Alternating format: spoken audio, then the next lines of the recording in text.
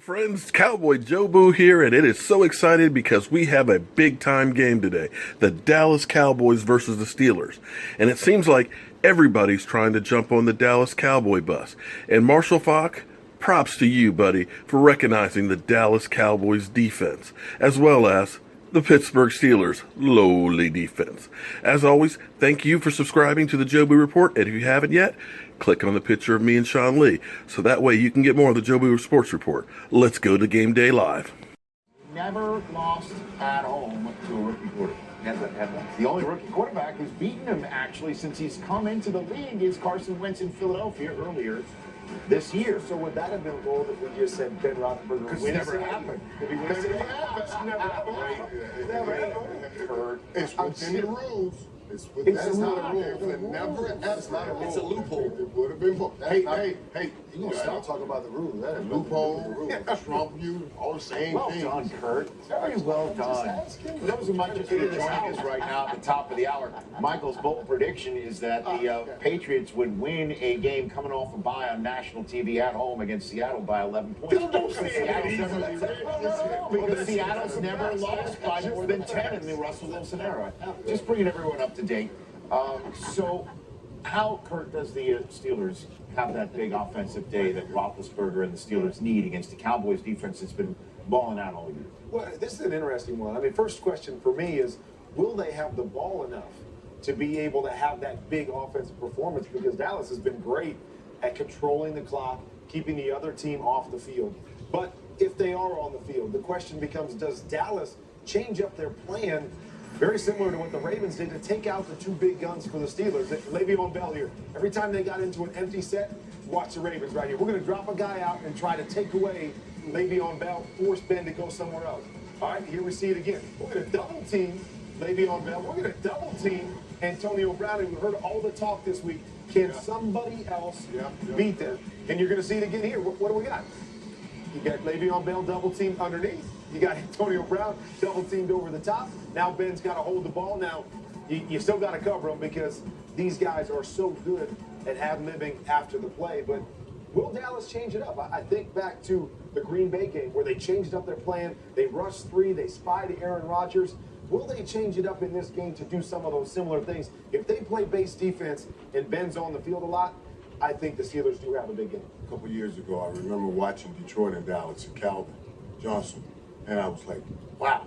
I mean, Calvin Johnson must have had 800 yards in that one game, and they never came out of what they were doing to stop him. They just kept letting him do it and kept letting him do it. Because they like to play football like that. The Cowboys like doing what they do and try to do it well. Listen, they've never faced an offense like this. They haven't seen these three Bs, being Bell and Brown, and the way they can play football. We talk a lot about this Dallas defense. This Dallas defense has been eating off the great graces of that offense. If Pittsburgh can put pressure on this defense, they can't put pressure on this defense, attacking this defense. Morris Claiborne, the best cornerback for the Dallas Cowboys, is sidelined right now. And Dallas, I'm telling you, you don't do what Kurt said and double team Brown and try to stop Bell. You'll have problems. This is the best offense they've seen.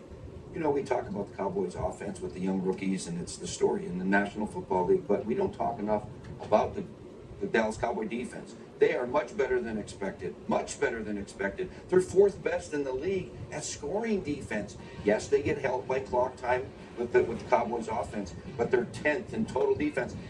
With so many suspensions early and all the guys that were missing, Marinelli's defense is playing better than expected. So let's give credit where credit is due. Now, if Ben plays like he did last week against the Ravens, he came back too soon, in our opinion, but history says that the second game back hasn't been much better.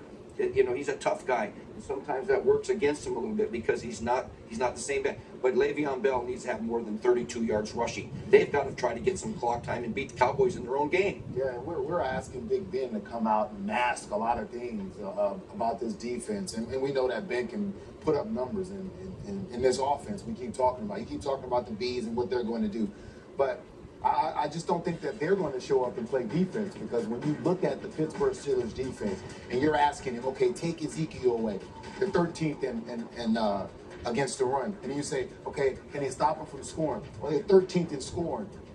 And then you get to the money stuff, first down, the 9th and first down. But let's talk about how you do that. If you put the pressure on Dak, then that means you need to sack the quarterback. Well, they're 31st in sacking a quarterback. Oh, how about catching interceptions? They're 28th in interceptions. What revelation this defense is going to all of a sudden have, and then start taking the ball away and getting sacks against, let's just say, the best offensive line in the game, and a young man who has prided himself in taking care of the football. As Rich was saying, Tony Romo was looking like, I can throw that, and I can throw that. No, it's the plays that he does not throw and the times that he holds on to the football that makes what he is doing special. Well, speaking of Tony Romo, Ian Rappaport with the latest on what's going on in the mindset of the Joneses and, of course, Coach Garrett. What's the latest?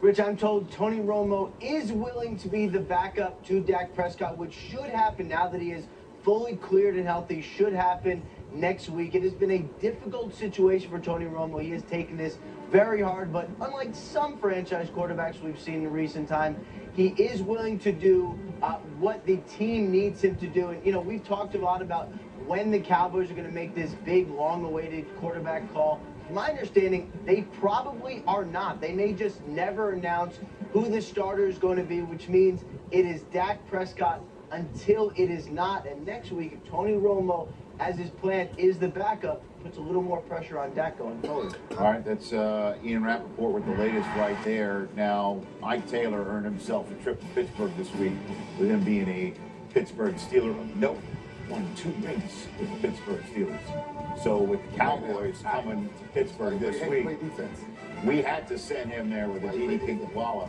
Now, Aditi, you and I can confirm, was that you really eating the grass on Heinz? Yes, Mr. Rich, that was really me eating the grass. Tastes good too. Had a little gastrointestinal distress. No, not at all. Not at all. I'm trying to see if Mr. Didi gonna grow anymore.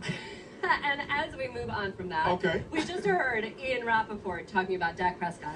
My sources tell me that you called Mike Tomlin and Kevin Colbert and said, draft this kid.